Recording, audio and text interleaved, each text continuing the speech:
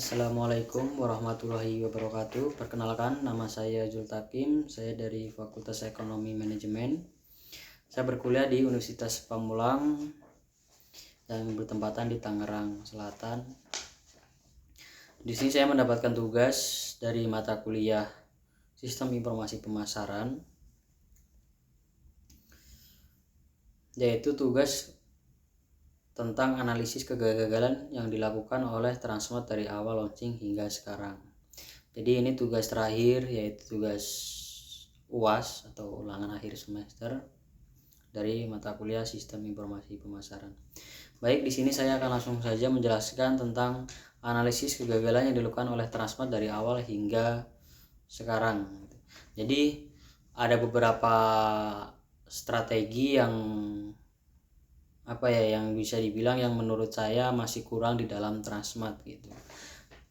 Yang pertama itu adalah strategi pemasaran dan penentuan lokasi. Jadi di Transmart ini ada beberapa yang menurut saya lokasi dan penentuan lokasi dan pemasarannya itu masih kurang gitu. Jadi yang pertama itu lokasi yang tidak tepat. Jadi ada beberapa Transmart yang saya lihat itu lokasinya sangat kurang strategis gitu. Jadi dia bisa diakibatkan pengunjungnya itu bisa berkurang. Yang kedua adalah kampanye pemasaran yang kurang efektif.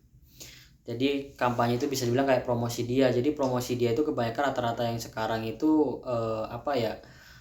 promosi yang ya udahlah yang penting nyebar gitu. Yang penting orang bisa lihat, tapi nggak ada impact sesuatu yang buat bagaimana caranya kampanye ini biar pengunjung itu semakin banyak ke Transmart. Itu tidak dilakukan gitu. Yang kedua adalah manajemen dan operasional. Jadi manajemen yang kurang efisien itu adalah yang di dalamnya. Jadi internal dalam Transmart itu kurang baik, termasuk dalam stok barang, penataan toko dan layanan pelanggan. Hal itu juga sangat mempengaruhi konsumen. Ya benar, jadi ya stok barang kadang tuh saya kalau masuk di Transmart gitu banyak barang-barang yang kata dia lagi kosong, lagi ini gitu. Terus penataan tokonya juga kurang mengenakan dilihat lah Transmart gitu. Jadi kayak penyusunya itu membuat orang jadi kesannya kayak ini tempat kok kayak sempit amat gitu. Jadi itu kan bisa mempengaruhi pelanggan untuk masuk ke Transmart gitu. Yang ketiga adalah persaingan ketat gitu. Dan ini bisa dibilang banyak banget ya sekarang yang menyerupai dengan Transmart itu banyak gitu. Jadi ada beberapa yang malah bisa dibilang harganya malah banyak yang lebih murah, dan kualitasnya juga sama gitu. Ada beberapa vendor itu seperti itu. Selain dari Transmart pasti ada beberapa lagi vendor yang seperti itu.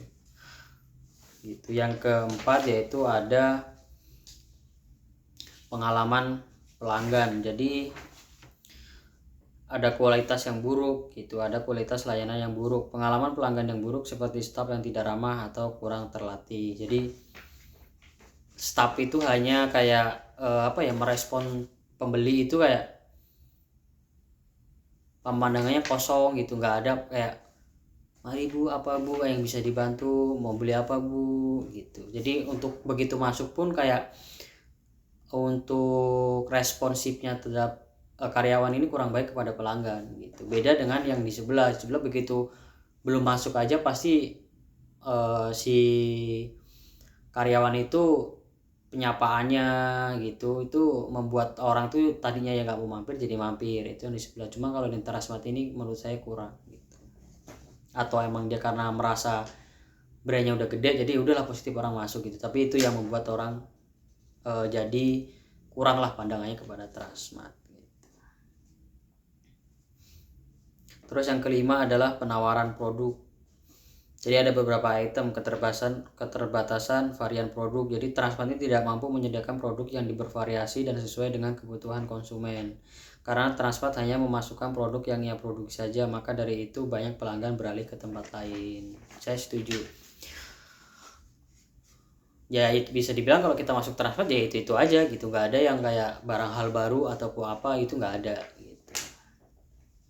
Terus harga yang tidak kompetitif, jadi harga produk lebih tinggi dibandingkan pesaing menjadi salah satu faktor. Ya benar ya, tadi itu yang saya bilang dari awal, karena sekarang banyak vendor yang menirukan, bukan menirukan sih, ya mungkin tadinya buat jadi apa ya, penilaian ataupun dari jadi buat inisiatif atau sebagainya.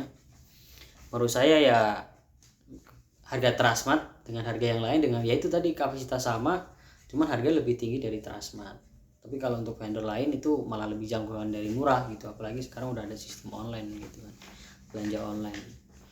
Itu yang membuat sekarang pelanggan itu lebih memilih ke yang lain daripada ke Transmart. Terus yang ketujuh adalah ekonomi makro dan perubahan konsumen. Jadi perubahan ekonomi ini terjadi karena frustasi ekonomi dan daya beli masyarakat yang berubah-ubah dapat mempengaruhi penjualan retail. Perubahan preferensi konsumen. Perubahan preferensi yang dilakukan oleh konsumen semakin mengarah yang pada belanja online atau keinginan untuk pengalaman belanja yang lebih unik dan personal. Yang kedelapan adalah penurunan pengunjung. Jadi Transmart telah menutup 2 gerainya sepanjang 2022, ada beberapa gerai lainnya juga mengalami penurunan pengunjung. Hal ini menunjukkan bahwa Transmart mengalami kesulitan dalam meningkatkan pengunjung dan penjualan. Jadi saya kemarin ada di Bekasi, kebetulan di situ ada gerai Transmart yang udah tutup. Di itu dia masih jadikan gudang dia. Ketika sebelum itu tutup, jadi yaitu tadi pemasaran dia itu kurang untuk di dunia luar gitu, dan untuk responsif pada pelanggan itu juga kurang, dan harganya juga bisa dibilang jauh lebih murah dibanding yang lain, padahal dengan kualitas produk yang sama gitu. Jadi di sini saya akan menjelaskan untuk kesimpulan dari penjelasan saya tadi. Secara keseluruhan, kegagalan Transmart dapat dikaitkan dengan kombinasi dari berbagai faktor, termasuk strategi pemasaran yang kurang efektif, manajemen yang tidak efisien, persaingan yang ketat, pengalaman pelanggan yang buruk, keterbatasan varian produk, harga yang tidak kompetitif, serta faktor ekonomi makro dan perubahan preferensi konsumen. Untuk meningkatkan kinerja, Transmart perlu melakukan evaluasi seluruh terhadap operasional dan strategi bisnisnya, serta beradaptasi dengan dinamika pasar yang kebutuhan konsumen. Itulah tadi untuk penjelasan dari saya tentang tugas sistem informasi pemasaran, yaitu analisis kegagalan yang dilakukan oleh Transmart dari awal launching hingga sekarang. Saya Jutakim,